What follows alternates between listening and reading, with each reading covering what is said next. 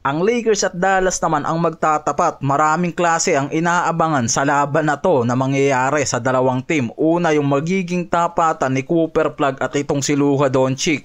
At itong magiging tapatan ni DeAndre Ayton at Anthony Davis. At yung sinabi niyan sa interview after ng full contract practice niya na gusto niyang makabalik at makalaban ang former team niya na Lakers. Parang may gustong araw talagang patunayan itong si Davis ngayon. Si DeAndre Ayton nasa probable na sa laban nila kontra sa Dallas na mangyayari. Samantalang si Anthony Davis naman nasa questionable list na. Pero may mga label ngayon na nakikita at bakit may traditional na trash talk factor ang lumalabas sa mga fans mula sa Reddit.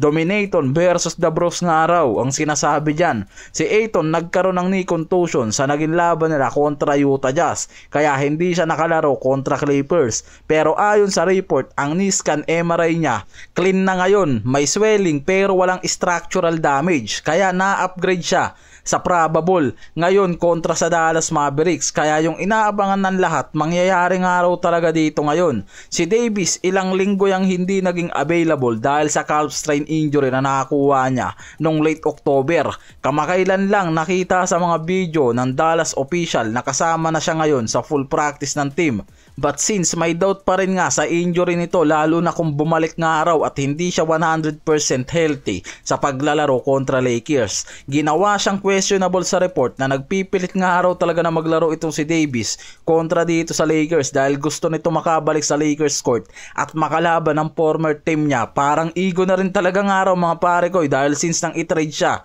ng LA Lakers. Pero sa mga fans ng Lakers sa Reddit, kung si Ayton maglaro, malakas nga raw ang posibilidad na makakita ng mas dominanteng big man ng Dallas ngayon sa magiging laban nila. Dominator, madali siyang mag-score at mag-rebound at nakakatulong defensively at high impact sa opensa lalo na sa paint. Pero may uncertainty dahil kung si Davis makakapaglaro, may head-to-head challenge nga raw ang laban na to lalo na't may personal emotional edge dahil sa trade history. Kaya may trash talk potential pero dahil sa questionable ni Davis, baka may posibilidad nga raw na hindi agad gamitin to. Depende kung magpumilit nga raw itong si Davis at depende rin syempre kung papayagan to na maglaro lalo na may injury concern siya. Para sa team ng Lakers, okay na yung pag-probable ni Ayton sa lineup nila. Malaking chance na bumalik siya sa lineup at nagbibigay ng depth at stability to sa front line. Para sa Mavericks, kung si Davis makakalaro, magandang back to full strength to.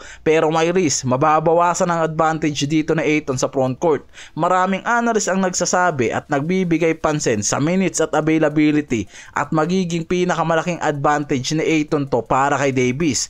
Kasi kahit magaling nga raw si Davis, ang problema niya yung continuity. Mas madalas siyang nawawala dahil sa injury. Pero kapag naglaro nga raw si Davis ngayon, kahit rusty, may posibilidad na maibalik yung impact nito kaagad lalo na sa defense at rim protection, bagay na mahalaga para sa Mavericks. May mga nagsasabing pwedeng maging turning point moment para kay Davis ang laban na to kung makabalik siya at makapag-deliver ng mas maayos kontra dito sa Lakers. Pwede niyang patunayan ang sarili niya at ma-reset ang momentum ng Mavericks. May article naman na lumabas na nagsasabing si Plug downplaying ang hype sa first match nila kontra Lakers dito kay Luka Doncic. Pinili niyang mag-focus lang sa sarili niyang laro at responsibilidad sa team kaysa sa media noise. Maraming nagsasabi, bagamat promising, kailangan niyang mag-improve lalo na sa consistency, lalo na sa 3-point shooting para hindi maging one game wonder lang. Pero may optimism yung recent game niya dahil sa 29-point performance at proof na may talent siya para maging primary offensive weapon. Kahit may pressure, pinapakita niya sa clutch gene na mahalaga siya lalo na sa mga hihirap na laban. Ang isa sa inaabangan din talaga dyan, alam naman natin, yung Luka at Cooper Plug na tapatan, lalo kung may full attention at pressure nga raw para sa rookie na to na makatapat ang former superstar nila. Magandang test lab nga raw ang tapatan na to. Kapag nag-perform si Plug ng maayos, malaki ang pwedeng ibigay niya na signal sa Dallas Mavericks na hindi lang siya hype, may long-term value siya. Pero kung mabibigo siya sa pagkakataong to, pwedeng bumalik sa pagiging potential lang ang tingin sa kanya ng Dallas. Certainly, lalo na ngayon na si Luka ang may pinakamagandang performance sa Lakers at naglilid sa mga winning game nila. Kaya malaking pressure nga raw sa Dallas na makatapat ang Lakers na may Luka Doncic na. Kaya ang tapatan ni Luka at Plug parang tapatang rookie versus superstar veteran ng araw. Magandang gauge kung gaano kakayanin ni Plug ang NBA level na makakatapat niya ang team na may dalawang superstar na nakapaloob.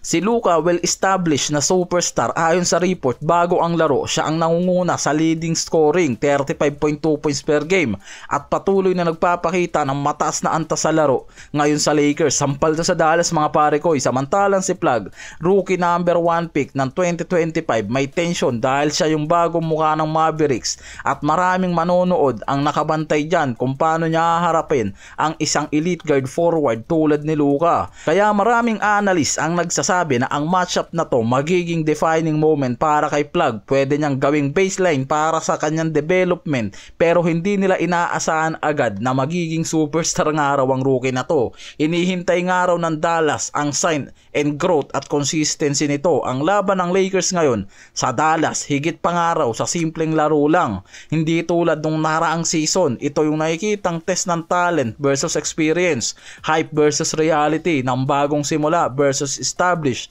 na superstar. Kung tama ang gamit kay Plug, pwede nga raw magbigay ito ng surprise game kontra dito sa Lakers, pero lalabas din yung totoong level ng pressuring expectation kontra dito kay Luka sa Lakers.